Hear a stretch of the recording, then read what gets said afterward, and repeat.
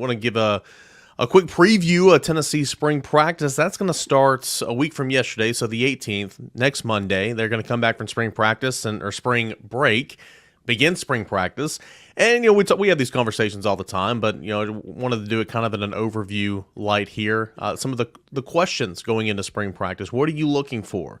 Brent, I think obviously left guard is something we're looking for. The secondary is something we're looking for. The tight end position, those are things I'm going to be looking on my checklist. But I think a lot of the conversation starts, of course, with Nico, but it's going to be a brand new secondary with every starter from last year is gone, and they're going to have to start over. They got some new guys in the group, and a lot of those guys are going to be trying to hit the ground running here the next month. Yeah, I mean, I think for me, the big picture of spring practice becomes, and this is what it's become through the years, is you want to come out of spring practice with who's above the line and who's below the line. Who do you feel like can help you, and who do you feel like is got a ways to go in order to be able to help you? I don't think you're going to settle left guard in 15 practices. I don't think you're going to settle your starting five in the secondary in 15 practices. Okay. So I don't think it's about going out and winning starting jobs. I think it's about coming out of spring practice going, how competitive are we at those positions that you're looking for starters in, right? Like, is that secondary competition, is that 7 guys that could potentially be starters, or is it 10? How competitive are you at that position? You think you got a chance to be pretty competitive, but how is that? That means where's Jordan Matthews? Where's Christian Conyer, right? How do these transfers settle in? What's Turrentine doing? Can Jordan Thomas stay healthy, right? I mean, there's some guys out there who they need to have good springs to put themselves in the midst of the real competition. I think the same thing can be said at left guard, right? Okay, so you got Jackson Lampley, who's played. He's played right guard, but he could flip to left. He's a guy who knows everything, in terms of what to do. Andre Keurig was hurt all last year, so where's he at? And then who's in the conversation behind those guys? Is it a 2-man race, or do you come out of spring practice going, you know what? I think Sham Umarov can potentially be the left guard. I think Aiden Bustle's in the conversation at left guard. Maybe Vice and Lang. Is that a 2-man race or a 5-man race? I think that's what this spring practice is about for me. Is just what's the depth of the competition at those positions coming out of spring ball. I would agree. It's not. Yeah, you said it best. I mean, you're not going to find your starting left guard or your starting free safety or whatever, coming out of spring practice. It's, can this guy help me? Can this guy help me next fall? Can this guy help me in fall camp? Because if not, it's not like you're going to give up on him, but it's like, okay, well, I need to know who's going to be helping me next fall, and I'm going to find a lot of that out right here. Maybe not the starter or how many snaps you're going to play, but are you going to be a player? Okay. And that kind of formulates how you're going to enter fall camp, in my opinion. And also, I mean, it's important. Anytime you're getting reps, anytime you're getting live reps, you're seeing the speed of the game. It's important. That's why I think the spring practice is obviously important for Nico. Not just being the quarterback of the team, Brent, but he's now the leader of the football team, not just leading his huddle, leading the offense. He's the leader of the football team. There's a lot that comes with that, and you just need to get some reps on top of reps on top of reps. And so this will be the first time that it's truly him being the guy. I know he started the bowl game, but still he had Joe over his shoulder and everything. It's his time to shine, and I'm intrigued to see how that process goes for him over the next 5 weeks as being the guy for Tennessee, especially with all the outside noise going on and how he's in the center of it and all that. How does he block all that out and go to work? Does he do that? I'm intrigued to see over the course of the next couple of weeks. Well, I don't think there's anything about him outside now with everything that's taking place with the NCAA. I think that's all done. What's interesting to me about the Nico deal, Rob, is, yeah, there's some unknown there, but that's one of the reasons, and I wrote this on Monday, that's Nico's one of the reasons Josh Heupel's sleeping well at night. I mean, he knows who his quarterback is, and he knows the talent level of his quarterback. Unlike some other teams out there who have a transfer quarterback in, they're trying to figure out if they can win the job, if they can learn it. I mean, Josh Heupel knows and this team knows exactly who their quarterback is. He's got one game of starting experience, but there's no debate this spring about the quarterback position, which should make Tennessee be comfortable, and it should give Nico the opportunity to really grow. Yeah, I mean, it is one game, and this might be hyperbole, but if I was Josh Heupel, I'd feel better about my quarterback position right now than I did this time last year, a year ago. And again, maybe that's one game, and maybe that's just drinking the Nico Kool-Aid with some gusto. But I just, I think the kid has the goods. And I mean, we didn't know that Joe was, going to be erratic or inconsistent at this time last year, but nobody knew. I think people believe that Nico is going to be just fine with a lot more conviction than anybody felt about Joe Milton this time last year. I see where you're coming from. Like I understand that, because like with Joe, it was always the talent levels there, but we've seen Joe out there be inconsistent and overthrow and, make poor football IQ decisions, not be consistent on the field. We've seen that before this time last year, and you just had never seen Nico play, but you knew about all the potential. And so I can definitely see where you're coming from in that regard. Nico's on, like, you can get Heisman odds on Nico. Yeah, he's played one game. Well, it's the kind of level of talent I think that I'm talking about. Man, what's interesting is with Joe, there was enough of a resume of evidence that created the wonder: was the Clemson game a one-off, or had he really changed?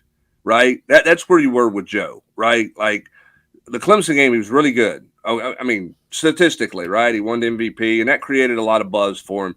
But if you covered him for 2 years, you kind of wondered: was that more of an anomaly? Was that he had a month to prepare? Was that Clemson? Was that Joe really turning the corner? There's no resume with Nico of bad, right?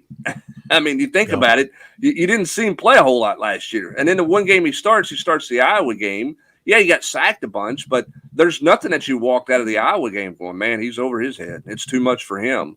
There was never that vibe. So I think there's a different feeling about Nico, because with Joe, there was good Joe and bad Joe that you were sorting through. With Nico, there's just limited evidence, and it's been solid, which gives you a lot of belief that moving forward, and he was highly acclaimed, and Rob, you're right, Heisman odds, and the whole 9 yards. So I think that changes the narrative a little bit. My point with Nico is Nico's not looking over his shoulder at anything. It's Nico's team. It's Nico's job. It's spring. Go get better. And I think that Josh Heupel ought to feel better, or feel good, that he's going into spring practice knowing who his quarterback is, and his quarterback's got a ton of talent. Now, it's on Nico, it's on Josh and the staff to continue to develop that talent and grow him in this offense.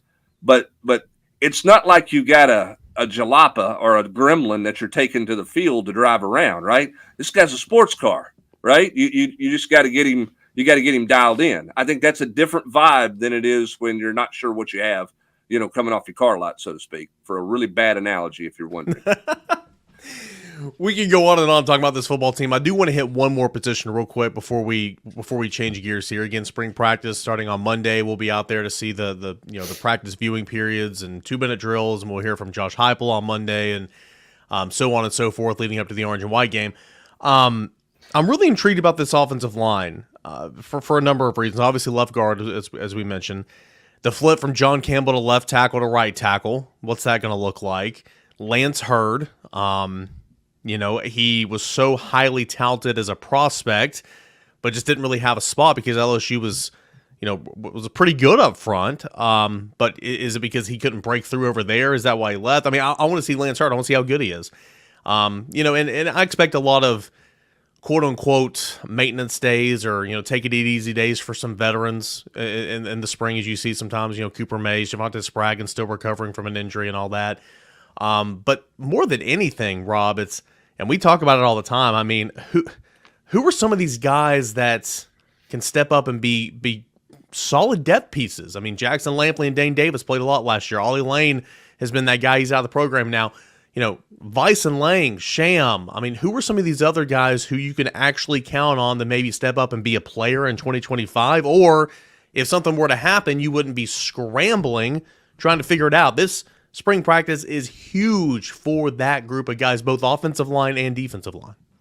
Yeah, I mean, I think Hubbard said it best, a couple of minutes ago. It's above the line, below the line. When you leave spring practice, do you have a good idea of who can help you? And it's it's I don't know, big spring. It's an important spring for some of those redshirt freshmen, linemen, Aiden Bussell, Vice and Lang, who we've talked about a lot. That because of the depth at center. Masai Reddick. I mean, can these guys help you? Brian Grant, you're going to find out, in the next few weeks, probably get a good crack at that. Those guys are going to get a lot of reps. They very short on experience. And you're right, Eric. I mean, who can be, somebody that is a depth piece, because that's a position where you're almost always going to need some, and not just a little bit. Yeah, I mean, I think when you get down specifically with that, and I think it's a good point, a good question, Eric, and I agree with you 100%, Rob. But when you get specific, I think in this offense you can find some ways to manage your offensive line, with the exception of the center position. And I think when you zero in on priorities coming out of this spring, as much as it is to try to find a left guard, it may be more important, or just as important, to find a true backup center. Because what they put themselves into last year with having to move Ollie Lane basically 2 weeks before the opener and say, hey, become a center. And by the way, we want you in your second start to go to Florida and win. With what all the center has to do, that's a big ask. I mean, really big. Now, they spent all last spring trying to get Addison Nichols to be the center, and it didn't work.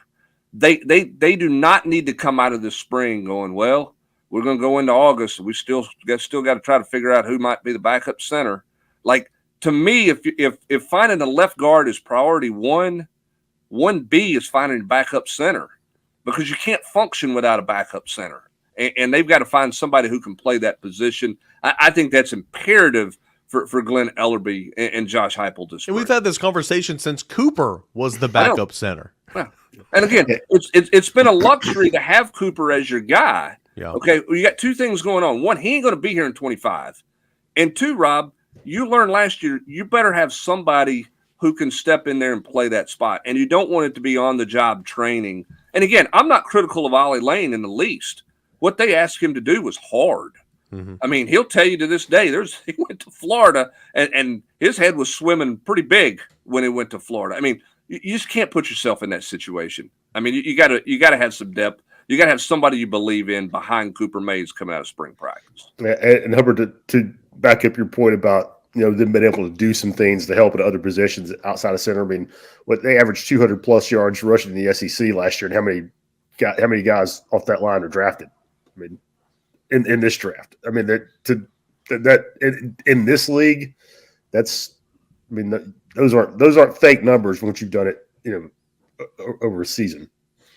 Yeah. Yep. And again, with the run game, I think a really good back could make an average offensive line look pretty good. I think, and I'm not saying the offensive line was bad, so I don't want to hear that on the message board. No, but they just weren't great. I'm just saying, from a production standpoint, they were terrific. I think you got to factor the back into that in the run game, because a really good back can make an offensive line, really productive. And I think you got to give Jalen Wright credit for what he did last year. It's why he was a chance to be the number one running back taken in the draft, somewhere in the late second round, mid to late second round, potentially. My point is, you can piecemeal it, Eric, in some different spots on the offensive line, with the exception of center. Mm-hmm. Center's hard just to throw a guy in there. That's why you got to find some kind of center this spring. And I'm not saying you shut Cooper Mays down, but you better focus more on finding his backup for next year and his replacement for the future than you are working on Cooper Mays, in 11-on-11 settings, because you got to find an answer there. 100%. You do not want to be the second week of fall camp and unable to go 11-on-11 or team because you don't have a center who can snap a football. That's where you were last year. Yep. I mean, that's for a day, or that's where you were. And then you go to a fifth-year veteran, sixth-year veteran, and say, Ollie Lane, you snapped before, right? Slide down. And you rolled. Dane Davis, have you ever snapped before? Middle school? Okay, come over here. You're going to do it now. I mean, that's what Tennessee did. And again, you've not had a backup center since Cooper Mays was your backup center in 2020. 100%, I think you need to make that a priority and figure it out for sure.